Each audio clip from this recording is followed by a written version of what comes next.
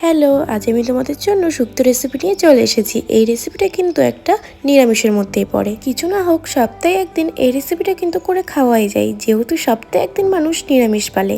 চলো আর দেরি করবো না, রেসিপিটা করি। প্রথমে আমি কড়াই বসিয়ে কড়াইটা ভালো মতো হিট হলে দিয়েছি হালকা মতো জিরে আর দিয়েছি পাঁচফোড়ন, দিয়ে ভালো করে এটাকে ফ্রাই করে নিচ্ছি। পাঁচফোড়ন আর জিরেটাকে ভালো করে ফ্রাই করে নেওয়ার কারণ হলো এটা কিন্তু লাস্টে দেবো ভাজা মশলাটা। মৌরে আর জিরেটা ভালো মতো ফ্রাই কমপ্লিট। এবার ওটাকে নামিয়ে ঠান্ডা করতে দিয়েছি। ততক্ষণে কড়াই কড়াইয়ে দিচ্ছি সর্ষের তেল। সর্ষের তেলটাকে ভালো করে হিট করে নেবো আমি। তারপরে সর্ষের তেলের মধ্যে দিয়ে দেবো শুক্তোর বড়ি। বড়িগুলোকে বেশ লাল লাল করে ভালো করে এটাকে ফ্রাই করে নেব।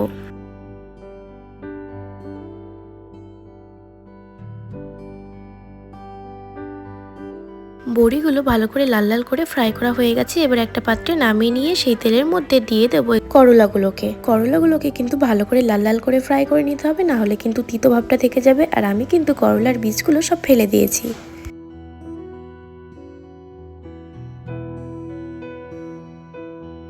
করলাগুলো হয়ে গেছে ফ্রাই করা। এবার দেবো সেই তেলের মধ্যে বেগুনগুলোকে ভালো করে ফ্রাই করে নেব।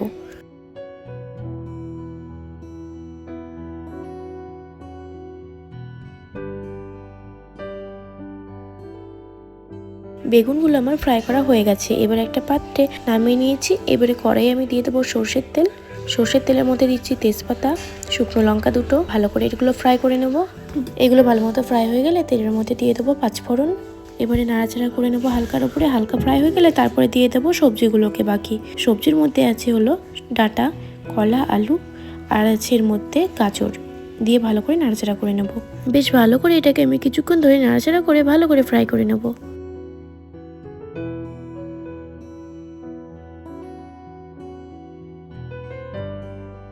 বেশ কিছুক্ষণ ধরে নাড়াচাড়া করে নিয়ে এবারে কিছুক্ষণের জন্য এটাকে আমি ঢাকা দিয়ে রেখেছি। বেশ খানিকক্ষণ পর ঢাকাটা খুলে দেখলাম ভালোই মোটামুটি সিদ্ধ মতো হয়ে এসেছে। আবারও বেশ কিছুক্ষণের জন্য হাতে সময় নিয়ে এগুলোকে ভালো করে ফ্রাই করে নেবো আর নাড়াচাড়া করে নেবো। মোটামুটি ফ্রাই কিন্তু হয়ে গেছে। এবার দিয়ে দেবো 1 কাপ দুধ।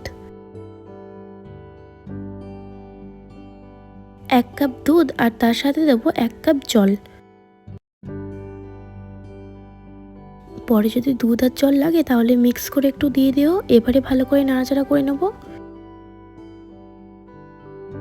হালকা নাড়াচাড়া করে নিয়ে এবারে দিয়ে দেবো ফ্রাই করে রাখা আগে থেকে বেগুন, আর দিয়ে দেবো করলাগুলোকে, আর তার সাথে দিচ্ছি 4টে মতো কাঁচা লঙ্কা। দিয়ে ভালো করে নাড়াচাড়া করে নেবো।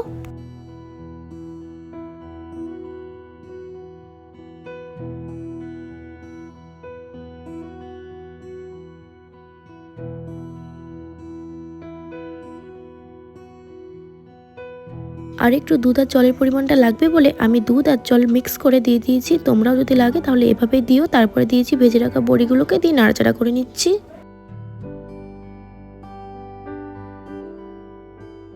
এবারে মশলার মধ্যে দেবো আদা জিরে বাটা, তারপরে দিচ্ছি রাঁধুনি মশলা, দিচ্ছি সামান্য পরিমাণ মতো নুন, আর স্বাদ অনুযায়ী চিনি।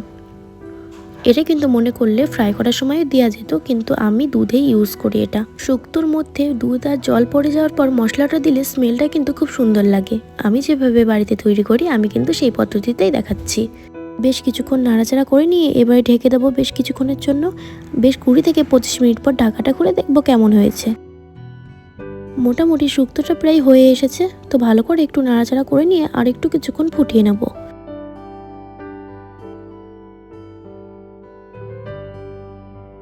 মোটামুটি হয়ে এসেছে। এবার লাস্টে দিয়ে দেবো মৌরি আর জিরে ভেজে নিয়েছিলাম সেই ভাজা মশলাটা, দিয়ে ভালো করে এটাকে নাড়াচাড়া করে নেবো। এবারে বেশ কিছুক্ষণ নাড়াচাড়া করে নিলে ব্যাস রেডি আমাদের শুক্তো। তো শুক্তো রেসিপিটা তোমাদের কেমন লাগলো অবশ্যই জানিও। আমার তো ভীষণই ভালো লাগে। নিরামিষের কোনো একটা দিনে এই রেসিপিটা করে দেখো, আশা করি ভালো লাগবে। আমার ভিডিওটা ভালো লাগলে অবশ্যই কমেন্ট করতে ভুলবে না। আজকে এতটুকুই, টাটা।